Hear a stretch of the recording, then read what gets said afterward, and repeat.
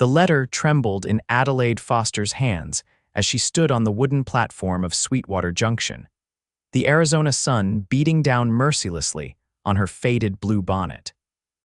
Not what was expected, those cruel words written in a hasty scrawl across the telegram she'd received upon arrival had shattered her hopes in an instant. After traveling nearly 2,000 miles from Boston in the spring of 1882, the man who had agreed to marry her had taken one look at her 32-year-old face and declared her too old to be his bride. Adelaide carefully folded the telegram and tucked it into her pocket, willing herself not to cry as the station master approached. Her trunk and two small valises sat beside her, containing everything she owned in the world. "Madam, train back east don't come through for another 3 days," the station master said, his weathered face showing a flicker of sympathy. "There's a boarding house down the way that takes in respectable ladies." Adelaide nodded, blinking back tears. She had spent her last savings on the westward journey, believing the promises of a secure future.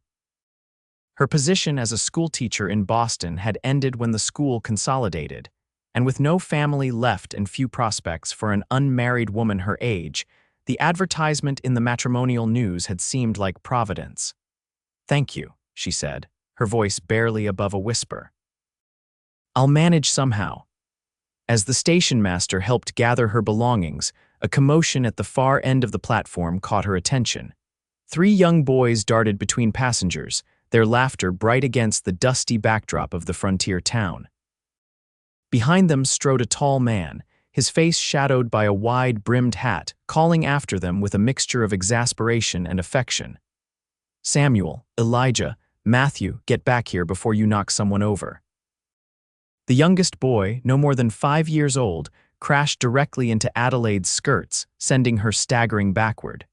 Strong hands caught her shoulders, steadying her before she could fall.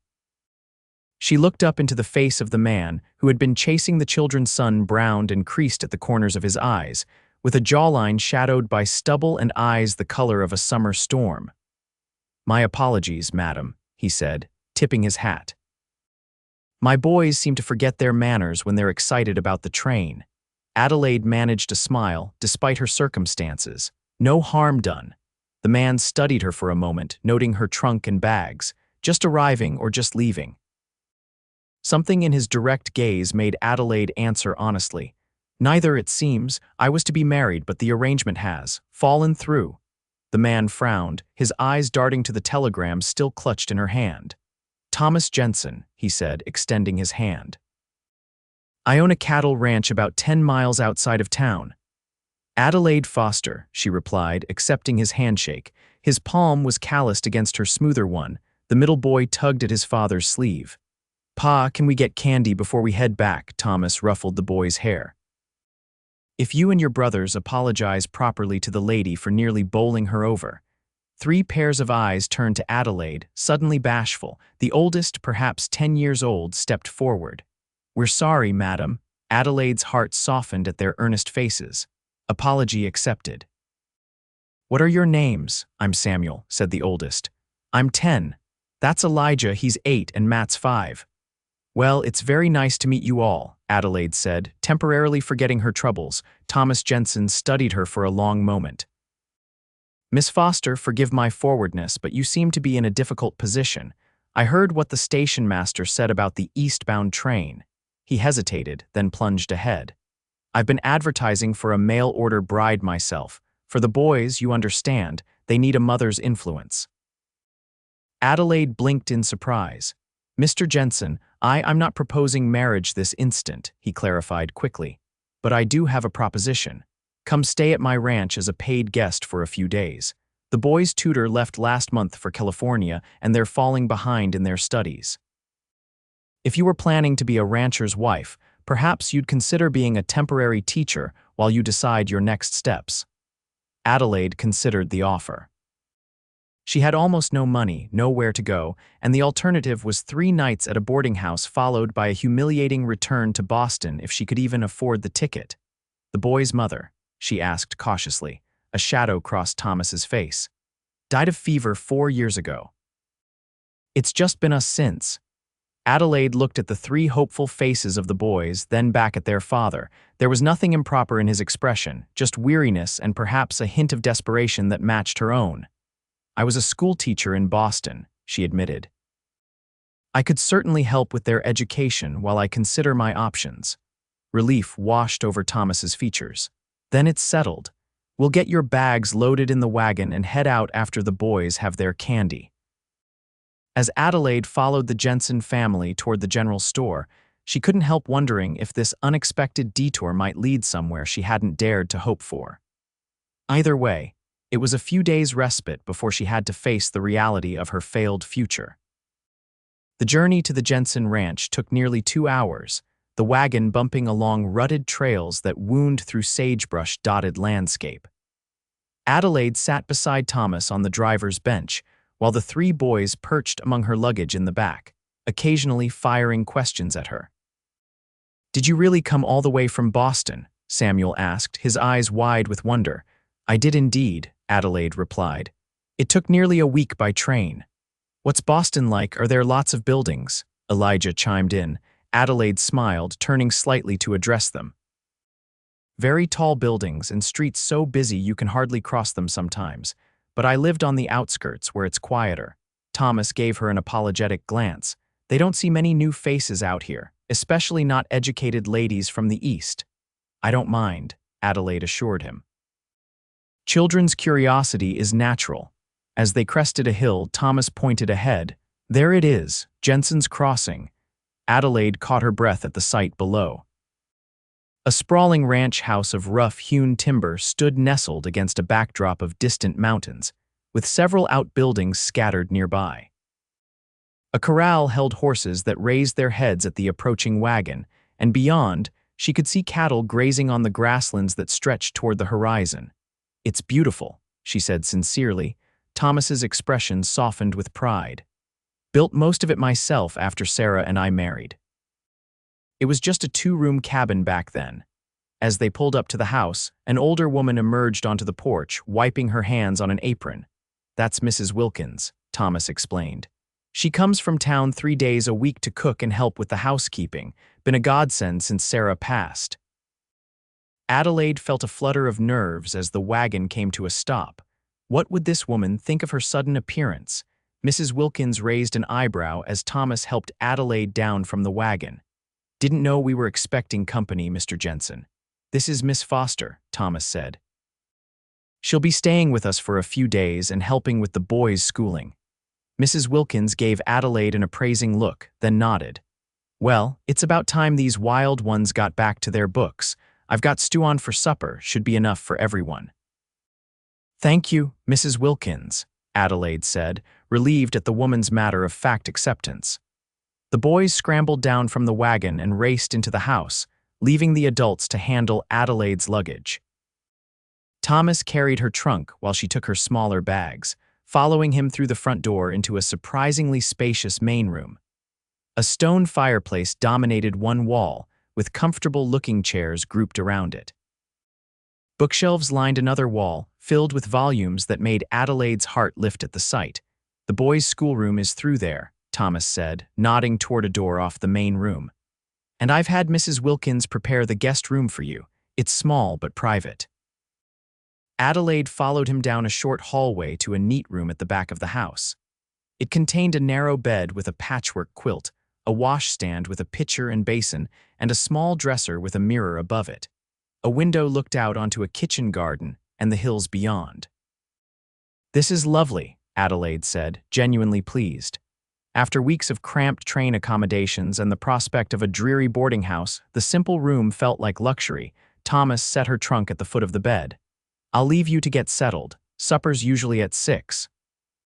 After he left, Adelaide sank onto the edge of the bed, finally allowing herself a moment of quiet reflection. How quickly her circumstances had changed in the span of a few hours from rejected bride to temporary teacher on a cattle ranch. She had no illusions that this arrangement would last beyond a few days, perhaps a week, but it gave her precious time to consider her limited options. She unpacked a few essentials and washed the travel dust from her face and hands before joining the Jensen family for the evening meal. The dining room adjoined the kitchen, centered around a large oak table that could easily seat 10. The boys had already claimed their usual places, with Thomas at the head of the table and Mrs. Wilkins bringing steaming dishes from the kitchen. "Miss Foster, please sit here," Thomas said, indicating the chair to his right that clearly had been Sarah Jensen's place once. Adelaide hesitated, then took the offered seat, conscious of Mrs. Wilkins's watchful gaze. The older woman served generous portions of beef stew, fresh bread, and preserved vegetables before taking a seat herself at the opposite end of the table. Thomas bowed his head. "For what we are about to receive, may the Lord make us truly thankful. Amen." The boys immediately dug into their food with enthusiasm, though Adelaide noticed they had better table manners than many children she had taught in Boston. "Miss Foster was a schoolteacher in Boston," Thomas explained to Mrs. Wilkins. "She's agreed to work with the boys while she's with us." Mrs. Wilkins nodded approvingly. About time. Samuel can barely cipher his sums, and Elijah's reading has gone backward since Mr. Phillips left. "I'm sure they just need some consistent instruction," Adelaide said diplomatically. "Children often regress when their routine is disrupted." "When can we start lessons?" Samuel asked, surprising Adelaide with his eagerness. "We could begin tomorrow morning if your father approves," she replied, glancing at Thomas. He nodded. 8 o'clock in the schoolroom after chores. As the meal progressed, Adelaide found herself drawn into the family's comfortable dynamic. The boys chattered about their day, Thomas discussed ranch matters with Mrs. Wilkins, and occasionally everyone turned to Adelaide with questions about her journey or life in the East. By the time Mrs. Wilkins served apple pie for dessert, Adelaide felt a warmth she hadn't experienced in a long time, the feeling of being part of a family meal, even if she was merely a temporary guest. After the boys were sent to wash up for bed, Mrs. Wilkins pulled Thomas aside for a quiet conversation that Adelaide couldn't help overhearing as she helped clear the table. "People will talk, Mr. Jensen," the older woman said in a low voice. "A single lady staying here without proper chaperonage. You're here 3 days a week," Thomas replied. "And Miss Foster is a respectable teacher who's found herself in difficult circumstances. I won't have her spending what little money she has on that flea-ridden boarding house in town when we have a perfectly good guest room going unused," Mrs. Wilkins sighed. "Well, I suppose it's not my place to say, but mind those boys don't get too attached. They've had enough disappointment." Adelaide busied herself with the dishes, pretending she hadn't heard. She understood the housekeeper's concerns both for propriety and for the children's emotional well-being. She had no intention of staying long enough for anyone to become attached. Later that evening, after the house had grown quiet, Adelaide sat in the small rocking chair by her window, watching the moon rise over the distant mountains. The day's events played through her mind: the crushing disappointment at the station, the unexpected encounter with the Jensen family, and now this strange interlude in a life that had veered so far from her careful plans. A soft knock at her door startled her from her thoughts. "Miss Foster." "May I speak with you a moment?" Thomas's voice was low, mindful of his sleeping children.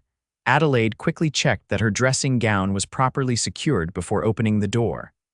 Thomas stood in the hallway, still fully dressed but with his collar loosened, a leather-bound book in his hands. "I thought you might like to see the boys' previous lessons," he said, offering her the book. "It's Mr. Phillips's record of their studies." "Thank you, that will be very helpful," Adelaide said, accepting the volume. Thomas hesitated, then added, "I want to thank you again for agreeing to help. The boys took to you right away. That doesn't happen often." "They're wonderful children," Adelaide said sincerely. "You've done well with them, especially under difficult circumstances." A shadow crossed his face. "I try. But a ranch isn't the easiest place to raise children alone, especially boys who need a firm hand and a gentle heart." He looked down at his own calloused hands. "I only know the firm part." Adelaide felt a surge of sympathy. "I saw plenty of gentleness at supper tonight, Mr. Jensen." He met her eyes, and something passed between them, a moment of mutual recognition, perhaps of two people shouldering burdens alone. "Good night, Miss Foster. Good night, Mr. Jensen." As she closed the door, Adelaide couldn't help wondering what sequence of events had led this man to advertise for a mail-order bride. And she wondered, just for a fleeting moment, what might have happened if his advertisement had been the one she'd answered instead. The following morning, Adelaide woke to the sounds of a working ranch rooster's crowing, cattle lowing in the distance, and the muffled voices of men already at their daily tasks. She dressed quickly in one of her plainest dresses, a navy blue cotton with white collar and cuffs, and pinned her chestnut hair into a simple knot at the nape of her neck. In the kitchen, she found Mrs. Wilkins already preparing breakfast, the smell of coffee and frying bacon filling the air. "Good morning," Adelaide said. "May I help with anything?" Mrs. Wilkins looked surprised but nodded toward a bowl of eggs. "You could scramble those if you've a mind to make yourself useful." They worked in companionable silence for a few minutes before the older woman spoke again. "Been a long time since there was a lady in this house," she said, her tone softer than it had been the previous evening. "Sarah Jensen was a fine woman, wasn't meant for ranch life, being city-raised like yourself, but she adapted, made this place a home." Adelaide whisked the eggs carefully. "Mr. Jensen seems devoted to her memory," Mrs. Wilkins nodded. 4 years is a long time to grieve, but he's had those boys to raise. Man needs a wife, though, especially out here." She gave Adelaide a pointed look. "Of course, not just any woman would do. Takes a special kind to handle 3 boys and a stubborn rancher." Before Adelaide could respond, the thundering of feet announced the arrival of the Jensen boys, followed more sedately by their father. The children greeted Adelaide with enthusiasm, and even Thomas seemed more relaxed this morning, the lines around his eyes less pronounced in the early light. After breakfast, Adelaide found herself in the small room that served as the boys' schoolroom. It contained a blackboard, a teacher's desk, and 3 student desks of varying heights to accommodate the different-sized boys. Bookshelves held readers, arithmetic texts, and a small collection of literature suitable for children. She spent the morning assessing each boy's level of education. Samuel, at 10, read quite well but struggled with mathematics. 8-year-old Elijah had difficulty with reading but showed a natural aptitude for numbers. Little Matthew, at 5, was just beginning to recognize letters and simple words, but had a surprising grasp of natural science, particularly regarding the animals on the ranch. "You know a great deal about horses for someone so young," Adelaide commented as Matthew correctly identified all the parts of a horse she pointed to in a picture book. "Pa says I got a gift," the little boy said proudly. "I'm going to be a horse doctor when I grow up." Adelaide smiled. "A veterinarian, that's a fine ambition." By midday, she had developed a teaching plan tailored to each child's needs and strengths. When Thomas came to check on their progress, she presented her observations with the professional confidence of an experienced teacher. "Samuel needs more practice with fractions and percentages, while Elijah would benefit from daily reading exercises. Matthew is advanced for his age in many ways, particularly regarding his vocabulary and observational skills." Thomas nodded, clearly impressed. "You've learned more about their abilities in 1 morning than Mr. Phillips did in 3 months. Teaching children is my calling," Adelaide said simply. "I've been doing it for 12 years. A look of surprise crossed Thomas's face. 12 years. "You can't be much older than I'm 32, Mr. Jensen," Adelaide said, lifting her chin slightly. "Considerably older than the typical mail-order bride, as I was reminded yesterday." Thomas frowned. The man was a fool then. 32 is hardly ancient, Miss Foster, and experience counts for a great deal more than youth in my estimation." His words warmed her unexpectedly. "Thank you, that's kind of you to say." "It's not kindness, just plain sense," he replied.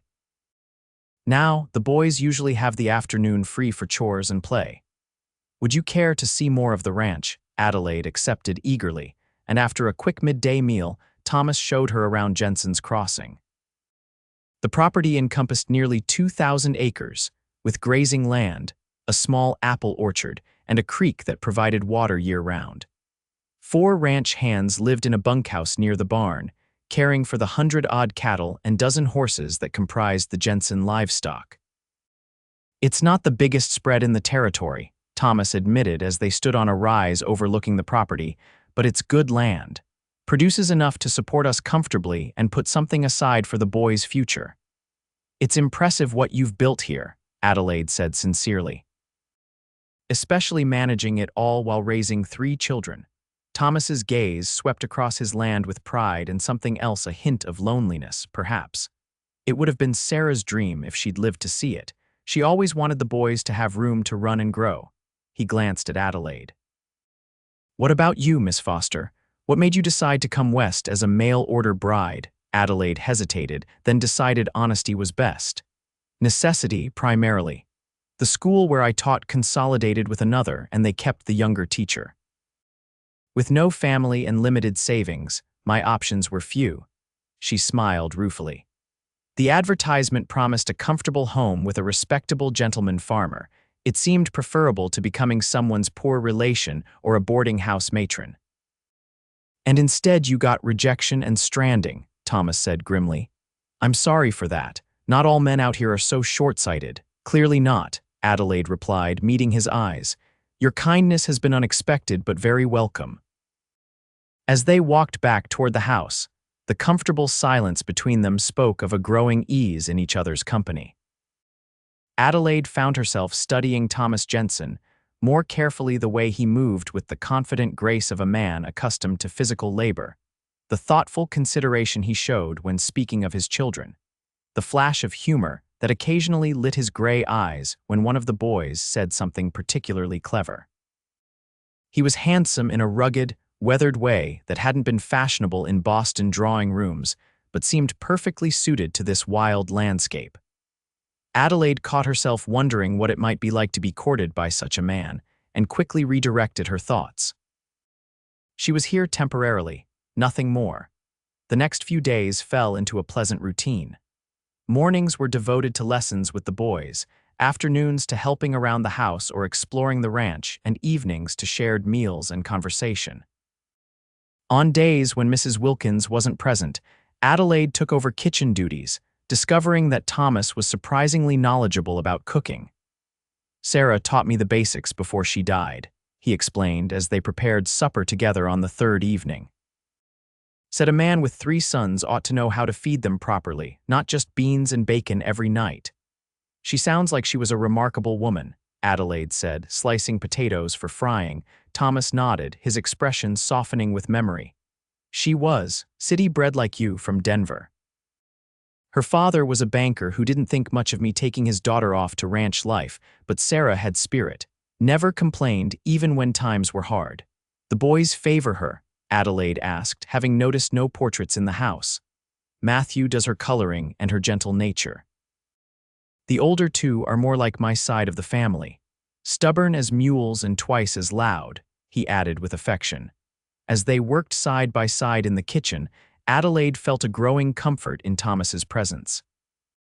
Unlike many men of her acquaintance, he treated her as an equal, valued her opinions about the boys' education, and seemed genuinely interested in her thoughts on everything from literature to politics.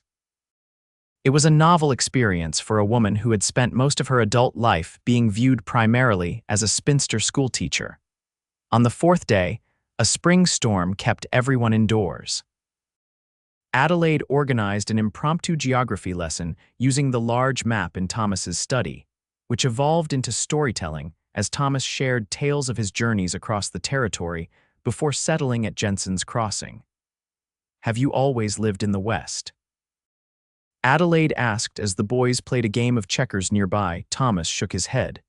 Born in Pennsylvania, my father was a blacksmith. I came west at 17, worked as a cowhand, then a trail boss. Saved every penny until I could buy this land when I was 25. That's impressive, Adelaide said. Most men would have squandered their earnings. I had a dream, he said simply. Always wanted a place of my own, somewhere to put down roots. Rain lashed against the windows as evening fell, creating a cozy atmosphere inside the ranch house. After the boys were tucked into bed, Thomas invited Adelaide to join him by the fire in the main room.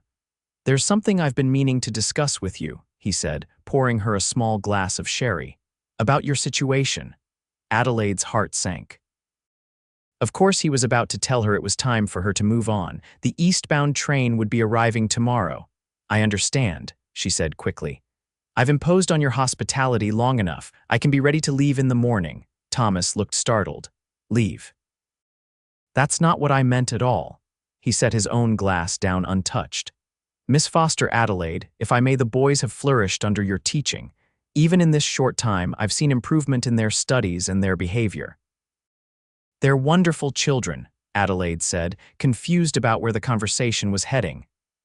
I'd like to offer you a position, Thomas continued. As the boys' permanent teacher, I can provide room and board plus a salary comparable to what you earned in Boston. Adelaide stared at him, speechless for a moment. You want me to stay, as a governess, as a teacher, he corrected. You'd have complete authority over their education and time to yourself when lessons are done. I know it's not what you came west for, but it would give you time to consider your future without financial pressure. The offer was unexpected but not unwelcome. Adelaide had grown fond of the Jensen boys, and the prospect of continuing to shape their education appealed to her teaching instincts. Yet something in Thomas's formal tone left her feeling strangely disappointed. That's very generous, she said carefully. May I have time to consider it? Of course, Thomas replied. The offer stands whenever you're ready to decide. He hesitated, then added, I hope you know how much your presence has already meant to this household. Their eyes met across the small space between their chairs, and Adelaide felt a flutter of something that had nothing to do with professional appreciation. But Thomas merely raised his glass in a silent toast before turning the conversation to safer topics: the weather, the spring calving, plans for expanding the orchard. Later that night, Adelaide lay awake listening to the rain on the roof, turning Thomas's offer over in her mind. Becoming the Jensen boys' teacher would solve her immediate problems. She would have a home, purpose, and income. Yet she couldn't ignore the small voice inside that whispered of other possibilities, other hopes that had begun to take root in her heart during these few days at Jensen's Crossing. The following morning dawned clear and fresh after the storm. Adelaide rose early and found Thomas alone in the kitchen, brewing coffee. The boys were still asleep and Mrs. Wilkins wouldn't arrive for another hour. About your offer, Adelaide said without preamble. I'm grateful, truly. But before I accept, I need to understand something. Thomas turned to face her, coffee pot in hand. What's that? Why did you advertise for a mail-order bride? She asked directly. Why not simply hire a governess in the first place? The question clearly caught him off guard. He set the coffee pot down carefully, buying time to consider his response. Truthfully, he finally said, because I want more than a teacher for my sons. I want a partner, someone to share this life with. His gaze met hers steadily. The boys need a mother, yes, but I also need a wife. Someone to talk with at the end of the day to help make this house a home again. Then why offer me a position as just their teacher? Adelaide pressed. A flush crept up Thomas's neck. Because I didn't want to pressure you. You came west to marry one man and were cruelly rejected. I thought offering marriage myself would seem like taking advantage of your situation. He took a step closer. And because I believe some things should develop naturally, not through arrangement or necessity. Adelaide's heart quickened at his proximity and the implication of his words. Things like affection, or perhaps something stronger. Yes, Thomas said simply. I've come to admire you greatly in these few days, Adelaide. Your intelligence, your kindness with my boys, your strength in facing adversity. I'd be honored if you'd consider staying in whatever capacity makes you comfortable. The honesty in his expression moved her deeply. Here was a man offering her a choice, respecting her enough to let her determine her own path. I've grown very fond of your family, she admitted softly. And of you? Thomas took her hand in his calloused fingers gentle against her skin. Then stay, not as a governess or a mail-order bride, but as yourself. Give us time to see what might develop between us without contracts or obligations. And if nothing does, she asked practically, then you'll have a position here as long as you wish it, and my continuing respect, he promised. Adelaide studied his face, the earnest gray eyes, the lines etched by sun and responsibility, the quiet strength in his expression. In just a few days, this man and his sons had come to mean more to her than she would have thought possible. "I accept," she said finally. "Both offers. I'll stay as the boys' teacher, and I'll stay to see what might develop between us." The smile that transformed Thomas's face made her decision worthwhile in an instant. He raised her hand to his lips in a gesture that managed to be both respectful and full of promise. "You've made me very happy, Adelaide Foster." The sound of running feet overhead broke the moment as the boys awoke to the new day. But the look that passed between Adelaide and Thomas spoke of conversations to be continued, possibilities to be explored, and perhaps a future neither had anticipated just a few days before. As spring blossomed into summer at Jensen's Crossing, Adelaide found herself blossoming as well. The painful rejection that had brought her to the ranch faded into a distant memory as she built a new life with the Jensen family. The boys thrived under her consistent teaching, and Thomas made good on his promise to give their relationship time to develop naturally. Their courtship proceeded with the measured pace of people who had both known loss and disappointment. Thomas began by inviting Adelaide on Sunday afternoon rides to explore the far reaches of the ranch. These excursions gave them precious time alone together, away from the curious eyes of the children and Mrs. Wilkins. During one such ride in late June, they stopped by a particularly beautiful bend in the creek where wildflowers carpeted the banks. As they spread a blanket for a simple picnic, Thomas pointed to a nearby stand of pine trees. "I thought about building the ranch house here originally," he told her. "Sarah liked this spot. It's lovely," Adelaide agreed. "Why didn't you? The winter winds come down that valley something fierce," he explained. "Where we built is more sheltered." He hesitated, then added, "I still own this parcel, though. Thought one day Samuel might want to build his own place here." Adelaide studied his profile as he gazed across the landscape. Over the past weeks, she had learned to read his expressions, to understand the things he often left unsaid. Today, there was something new in his manner, a nervous energy she hadn't seen before. "Adelaide," he said finally, turning to face her fully, "I've been thinking a lot about our arrangement." Her heart stuttered. "Oh." "When I asked you to stay, I promised to give you time, to let things develop between us without pressure." He took her hand, his thumb tracing circles on her palm. "It's been nearly 2 months now, and my feelings have only grown stronger with each passing day." Adelaide's breath caught in her throat. "Mine as well." Thomas's eyes lit with hope. "I'm not a man of fancy words or grand gestures, but I know my own heart and it belongs to you now." He squeezed her hand gently. "I'm not asking for an answer today, but I want you to know that when you're ready, if you ever reach that point, I would be honored to make our arrangement permanent." "Thomas," Adelaide said softly, using his given name as she had begun to do in their private moments. "Are you proposing to me?" A smile tugged at the corner of his mouth. "Inelegantly, perhaps, but yes, I'm laying the groundwork for a proper proposal when the time is right." Adelaide laughed, the sound carrying across the creek. "Has anyone ever told you that you approach romance like you approach ranching? With careful planning and an eye toward the future." "Is that a bad thing?" he asked, looking slightly crestfallen. "Not at all," she assured him, squeezing his hand in return. "It's one of the things I've come to love about you." The word hung between them, love, neither having used it quite so directly before. Thomas's expression softened as he reached up to touch her cheek. "May I kiss you, Adelaide? I've been wanting to for weeks now." Instead of answering, she leaned forward, closing the distance between them. Their first kiss was gentle, almost tentative, but filled with the promise of deeper passion to come. When they parted, Thomas rested his forehead against hers, his eyes closed as if savoring the moment. "I love you," he said simply. "I didn't expect to feel this way again, but there it is." "I love you too," Adelaide replied, the words coming easily now that they had been set free. "And yes, Thomas Jensen, when you decide the time is right for a proper proposal, my answer will be yes."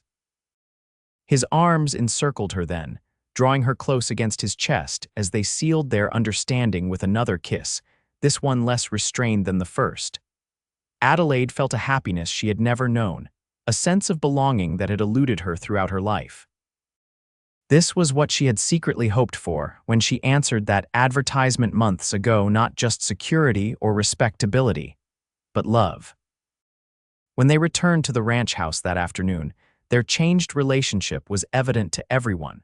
From the knowing smile Mrs. Wilkins tried to hide to the curious glances exchanged by the older boys.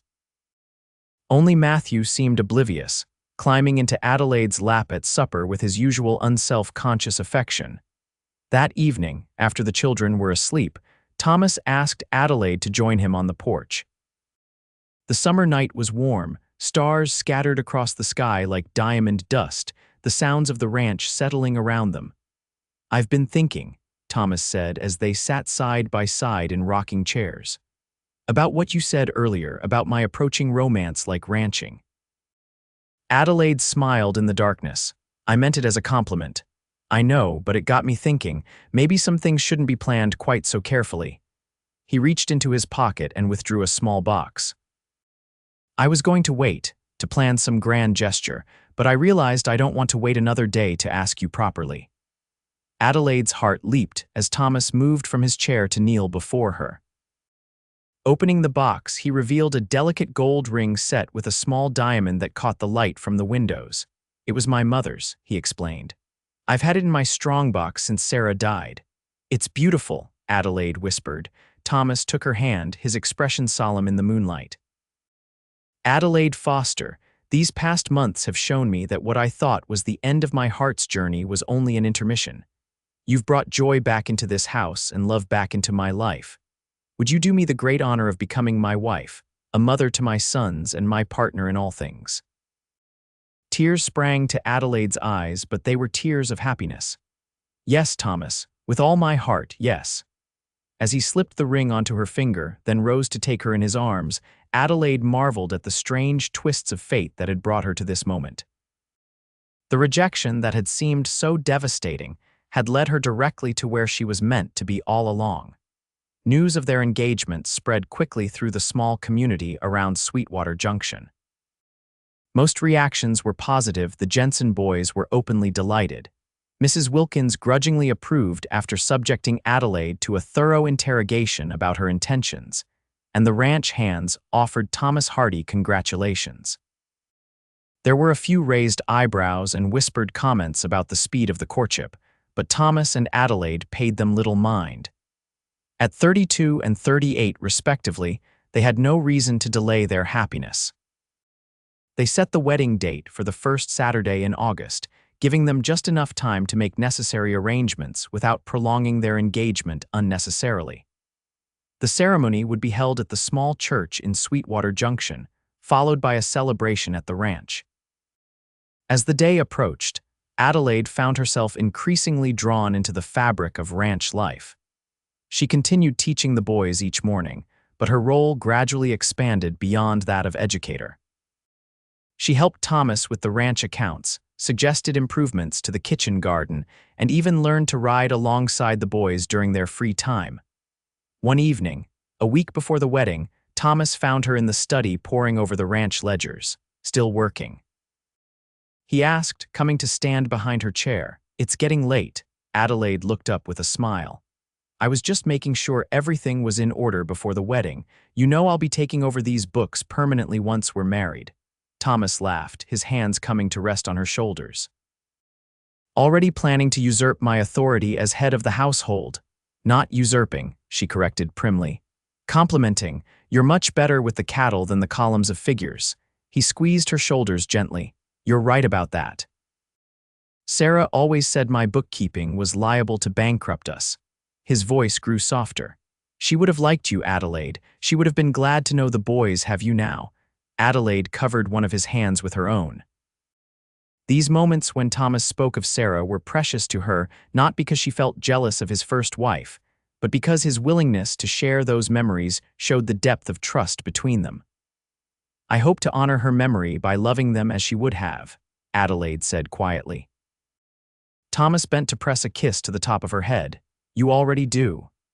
After a moment, he added, "I have something to show you. Come with me." Curious, Adelaide followed him upstairs to the bedroom that would soon be theirs. Currently, Thomas slept in a smaller room down the hall, having insisted that Adelaide take the master bedroom upon her arrival.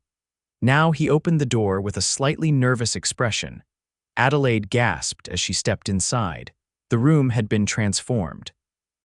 The simple furnishings she had grown accustomed to had been replaced with a beautiful new bedroom, set a large four-poster bed with matching dresser and armoire, all in rich walnut. "Thomas, it's magnificent," she breathed, running her hand along the smooth wood of the bed frame. "When did you do this?" "The furniture arrived from Denver yesterday while you were in town with Mrs. Wilkins. The boys and I set it up as a surprise." He looked around the room with satisfaction. "I wanted us to have a fresh start, something that was ours together." Adelaide felt tears prick her eyes at the thoughtfulness of the gesture. This man, who expressed himself more easily through actions than words, had understood exactly what would mean the most to her, not an extravagant gift, but a symbol of their new beginning. "There's one more thing," Thomas said, opening the door to the small adjoining room that had previously been used for storage. "I thought this could be your private study, somewhere you can continue your own reading and writing when you need solitude." The room now contained a lady's writing desk positioned beneath the window, a comfortable chair, and bookshelves that Thomas had built himself. On the desk lay a package wrapped in brown paper. "Open it," Thomas urged. Adelaide untied the string and unwrapped the package to reveal a leather-bound journal and a beautiful fountain pen. "For your thoughts," Thomas explained.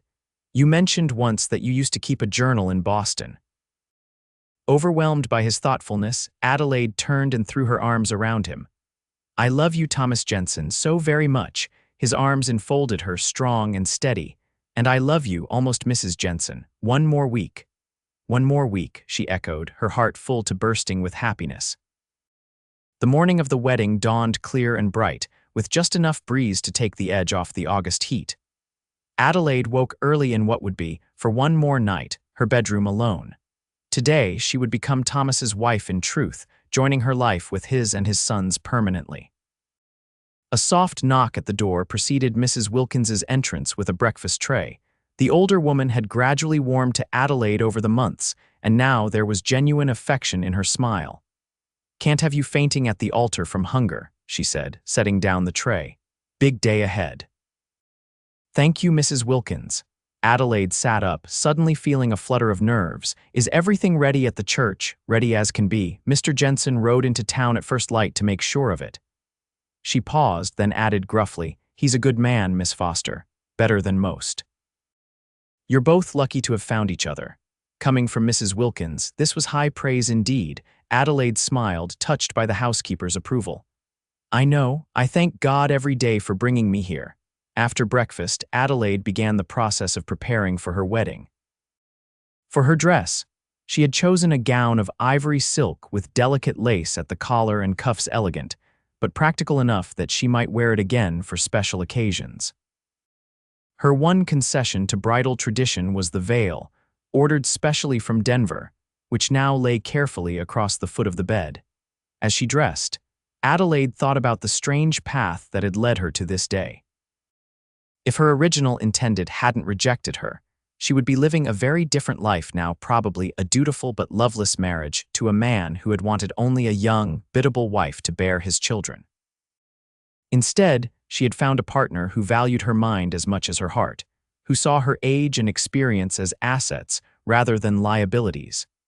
Mrs. Wilkins returned to help with the final preparations, skillfully arranging Adelaide's hair in a style more elaborate than her usual simple knot.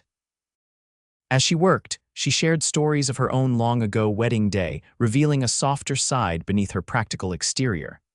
"There," the older woman said at last, stepping back to admire her handiwork. "You look a proper bride now." Adelaide turned to the mirror and barely recognized herself. The woman who gazed back seemed younger somehow, brightened by happiness and anticipation rather than weighted by worry and disappointment, as she had been just months before. A commotion downstairs announced the arrival of the wagon that would take them to town. The boys had gone ahead with Thomas earlier, leaving Adelaide to make her entrance at the church alone, or nearly alone, as Reverend Collins's wife had agreed to stand with her during the ceremony. The journey to Sweetwater Junction passed in a blur of emotion and last-minute nerves. When they arrived at the small white church, Adelaide was surprised to see how many people had gathered. It seemed the entire community had turned out for the wedding of Thomas Jensen and his mail-order bride who wasn't. Mrs. Collins met her at the church door, resplendent in her Sunday best. "Everyone's waiting inside, my dear. Are you ready?" Adelaide took a deep breath and nodded. "More than ready." As the church doors opened and she began her walk down the short aisle, Adelaide had eyes only for Thomas. He stood tall and handsome at the altar, dressed in a new black suit, his normally unruly hair tamed for the occasion. Beside him stood his 3 sons, each wearing expressions that ranged from Samuel's solemn pride to little Matthew's barely contained excitement. Thomas's face, as he watched her approach, was everything Adelaide could have hoped for: wonder, joy, and love all mingled together. When she reached his side and he took her hand, the warmth of his touch steadied her completely. "Dearly beloved," Reverend Collins began, his voice filling the small church, "we are gathered here today in the sight of God in this company to join together this man and this woman in holy matrimony." The ceremony itself was brief but meaningful. They had chosen traditional vows, finding comfort in the time-honored words that had joined countless couples before them. When Thomas slipped the gold band onto her finger to join her engagement ring, his hand was steady, but his voice trembled slightly with emotion. "With this ring, I thee wed." At last, Reverend Collins pronounced them husband and wife, and Thomas kissed her with restrained tenderness, mindful of their audience. The congregation erupted in applause and cheers, led enthusiastically by the Jensen boys. As they turned to face their friends and neighbors as Mr. and Mrs. Thomas Jensen, Adelaide felt a sense of rightness that transcended her wildest hopes. This was where she belonged, not as a mail-order bride rejected and replaced, but as a woman chosen and cherished for exactly who she was. The celebration at the ranch lasted well into the evening. Tables had been set up in the yard, laden with food prepared by Mrs. Wilkins and the neighboring ranch wives. A fiddler and banjo player provided music for dancing, and someone had brought a barrel of cider that grew increasingly popular as the night wore on. Adelaide danced first with her new husband, then with each of her stepsons in turn. Samuel, already showing signs of the man he would become, led her carefully through the steps. Elijah, less coordinated but enthusiastic, made her laugh with his exuberant style. And little Matthew simply stood on her feet, allowing her to guide him around the makeshift dance floor as he beamed up at her. "Are you really our mother now?" he asked as they swayed to the music. "I am," Adelaide confirmed, "if that's all right with you." Matthew considered this seriously. "Will you read me stories every night, as often as I can?" she promised. "And never leave like our first mama did?" Adelaide's heart constricted at the innocent question. "I will do everything in my power to stay with you for a very long time," she said carefully. "Your first mama didn't want to leave you. Sometimes sad things happen that no one can control." Matthew nodded, seemingly satisfied with this answer. "I'm glad Pa picked you instead of that other lady he was writing to." "What other lady?" Adelaide asked, curious despite herself. "The one whose picture he had. Pa said she was too young and wouldn't understand about ranching." Matthew shrugged. "I like you better anyway." Before Adelaide could ask more questions, Thomas appeared at her side, claiming her for another dance. As he whirled her away, she raised an eyebrow. "Apparently I wasn't the only potential bride you were considering." Thomas had the grace to look slightly abashed. "I may have corresponded with 1 or 2 other ladies before I met you," he admitted. "But after our first conversation at the train station, I wrote to cancel those arrangements." "So you decided on me that quickly," Adelaide teased. "Let's just say I recognized an answer to prayer when I saw one," Thomas replied, drawing her closer as the music slowed. "And I've thanked God every day since for sending you to Sweetwater Junction, even if it was by a rather roundabout route." As night fell, lanterns were lit around the yard, casting a golden glow over the remaining guests. Eventually, the boys began to droop with tiredness, and Mrs. Wilkins volunteered to put them to bed in the bunkhouse for the night, giving the newlyweds privacy in the main house. When the last guest had departed and they were finally alone, Thomas took Adelaide's hand and led her toward the house that was now truly their home. At the threshold, he paused. "I believe there's a tradition about this part," he said with a smile, before sweeping her into his arms and carrying her over the doorstep. Adelaide laughed, her arms around his neck. "Very traditional of you, Mr. Jensen." "I can be traditional when the occasion calls for it," he replied, setting her down carefully in the main room. "And now, Mrs. Jensen, shall we retire?" The tenderness of their first night together exceeded all of Adelaide's expectations. Thomas was a considerate and gentle lover, mindful of her inexperience but guided by genuine passion.